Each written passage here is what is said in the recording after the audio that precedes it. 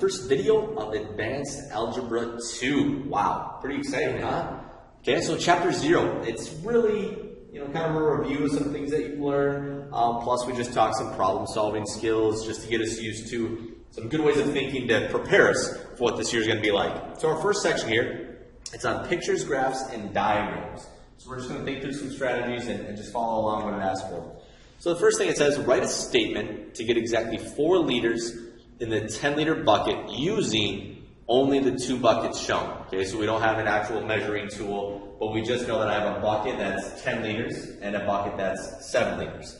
And I like to visualize what's going on here, so let's take a look at a picture. In the end, I want that 10-liter bucket to have 4 liters, just like it is in this picture. Okay, and it just says write statements to get that. And it doesn't need to be full sentences or paragraphs. I'm perfectly fine as long as I know what you're talking about. Okay, and so in this case, I can start either way. I can fill the 10 liter, dump it into the 7 liter, or I could fill the 7 and put it into the 10. I can't just fill it halfway and know it's exactly half, right? There's no markings on my bucket or anything like that. So I can only fill it completely and dump it in one or the other, or dump it out. So, and with this, it's kind of hard to tell which way you should start. Some of you can kind of critically think through this and figure it out right away before you start writing your steps. For example, you got a 10-liter bucket and a 7-liter bucket. Well, that's a difference of 3 liters. And if I take 3 liters away from the 7-liter bucket, that leaves me with 4 liters. So I'm somewhere going on the lines of that. But I guess my best advice, just kind of pick one if you're not great at thinking through it mentally. And so I know how this is going to work, so I'm going to save us some time. And what I'm going to do is I'm going to put a little dot. It's my first step. And I'm going to fill the 7-liter bucket. So I'm going to write fill 7-liter bucket. Okay, you can abbreviate some stuff just as long as I know what you're talking about. All right, so let's just imagine this guy is filled up. I now have 7 liters. Okay, and you might even want to keep a chart over here. You could say, okay, this is the 10-liter bucket. This is the 7-liter. Right now, the 10's got a 0. The 7-liter has 7. Right? You could maybe do some things to help yourself, right? It's always good to draw pictures, keep tables, things like that. Well, I'm going to go ahead and I'm going to pour this. Pour from 7-liter to 10-liter bucket. So now I pour that 7 into the 10, and now there's nothing in the 7. So it's kind of like in this picture, got poured in there. So there are 7 liters in there and nothing in that 7-liter bucket. Okay? Well, what could I do next? I could either top off the 10-liter bucket without really want to accomplish much.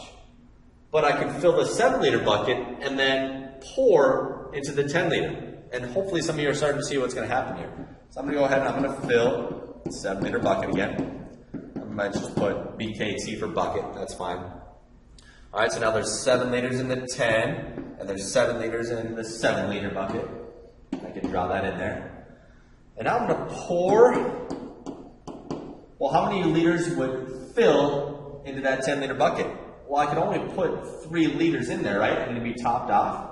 So really, when I pour into here, only 3 liters are going to leave, and that's going to top this all the way off to give me 10 liters. Okay, so let's just imagine what happens. So I'm going to pour 3 liters from 7-liter bucket to 10-liter bucket. And what would you say? That would fill up our 10-liter bucket. And if I take away 3 from the 7-liter bucket, well, I'm left with 4, right? So I'm subtracting 3 from that 7-liter bucket. And some of you might stop there and be like, hey, I just accomplished my goal. I got my 4 liters. But it's always good to go back and reread your directions. I'm going to repeat that so much throughout this year. Reread your directions all the time. It says you want 4 liters in the 10. Whoa, I want to move that. Let's move that back here. 4 liters in the 10-liter bucket. Okay, so I still got to get it in the 10-liter bucket. Right now it's in the 7-liter bucket. So what do we have to do?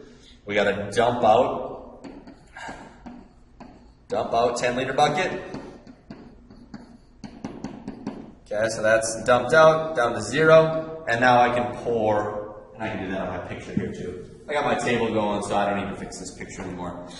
And now I can pour 4 liters from the 7-liter bucket to 10-liter bucket.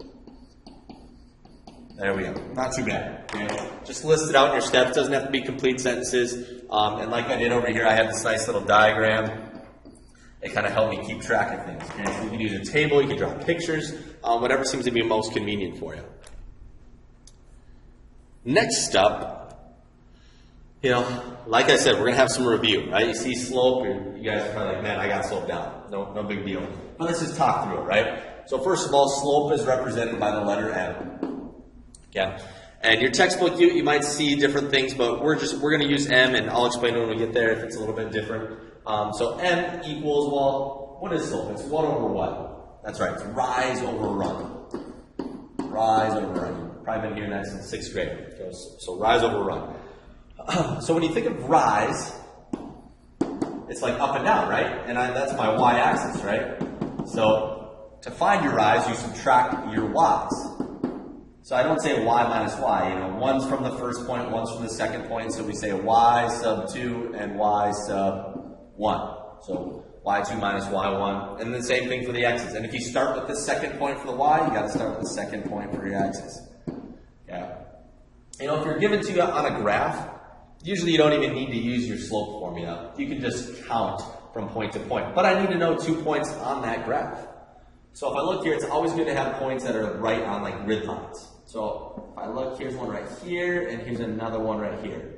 So I guess what I would do if it's on a graph, I would just count. Start from one point and go to the other. So if I start from this left point, I got to go down 1, 2. So if I go down 2, that's my rise, right? I went down, so it's a negative. 2 spots. And then from that point, I got to go what? 1, 2, 3, 4, 5 to the right. Well, right is the positive direction, so negative 2 over 5. And just to be aesthetically pleasing, and what you'll see a lot in your book, is that negative sign gets pushed out front, negative 2/5. Same thing, right? Even if I put the negative on the bottom, those all mean the exact same thing, negative 2/5. Right? If I can't have a negative on top and bottom, because that would be a positive 2/5, right? So that does not work. It's got to be one or the other or out front for it to be negative. Okay. And I could have plugged in the points to this. I'll do that really quick for the equation. This point is at what? 0, 4, and this point is at 5, 2. I could have used my slope formula and said 4 minus 2 over, well, if I use 4 first, which is right here, I have to use 0 first for the x's. So 0 minus 5, right, the other x. And I get the exact same thing, 2 over negative 5. Same slope, okay? Another thing is a lot of times in story problems, you always want to draw something out. It could be a picture, could be a diagram, could be a table like we did in that first example. But for this one, it says, don't actually solve the problem, because we're just going to get used to setting something up. So it says a cylindrical tank that has a diameter of 60 centimeters and a length of 150 centimeters rests on its side. So let's picture that first. So usually a cylinder, you think of like a can of some sort, right? It's on its side, so I got to put this on its side now. And usually we use little dashes, so try to draw that picture out the best you can. Let's go ahead and label what it said. It's got a diameter. Well, diameter deals with circles. That's all the way across, so that's 60 centimeters. And it's got a length of 150 centimeters. All right, now what else do we got? It goes, the fluid in the tank leaks out from a valve on one base that is 20 centimeters off the ground. When no more fluid leaks out, what is the volume of the remaining fluid? Okay, so we're not dealing with this question right now. We're just drawing out, right? It says don't actually solve the problem. So it's leaking from 20 centimeters. It's about a third of the way up from the base, just on one side. Okay, so I can imagine that the fluid's about right there now. And I just want to mark that off. That's 20 centimeters.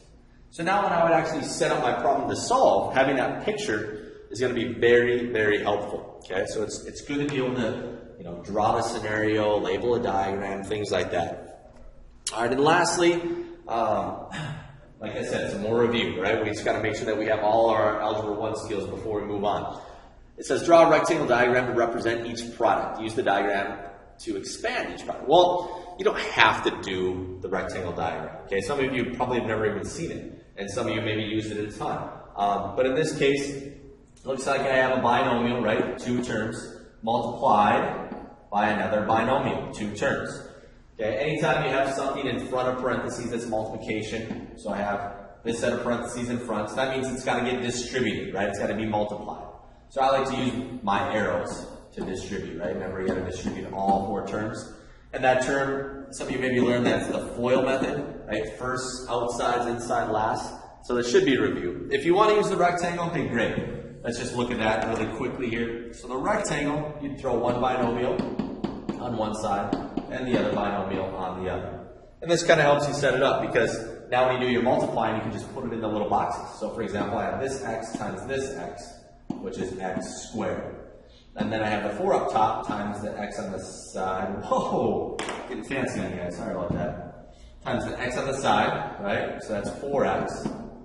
Now let's go down to the 7. So I have the 7 times the x up top, which is 7x. And then the 7 times the 4, which is 28. And then you simply add all those together. And a lot of you, I'm sure, can combine the 7x and 4x because they are like terms to give us 11x and then that 28. And that'd be done, right? Because I can't add any of those others together. X squared, that's a different term than an x, right? Remember, you can only combine like terms. But I'm guessing a lot of you will just go through the distributive property here. All right, and like I said, I like to use the arrows to keep track of things. So x squared, x times x. And I got x times 7, which is 7x, and then 4 times x, which is 4x. And some of you might be able to skip that step as well. I'll show you here in a second. And 4 times 7, which is 28. All right, we got our like terms just like we did before. So I'm perfectly fine. Some of you are really good at seeing, okay, I got an x times a 7 and a 4 times an x.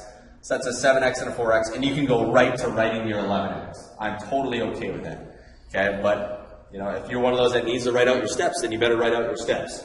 Okay? But if you're used to going with some shortcuts, that's perfectly okay. All right, well, thank you for watching the first video. Section 2 will be coming up shortly.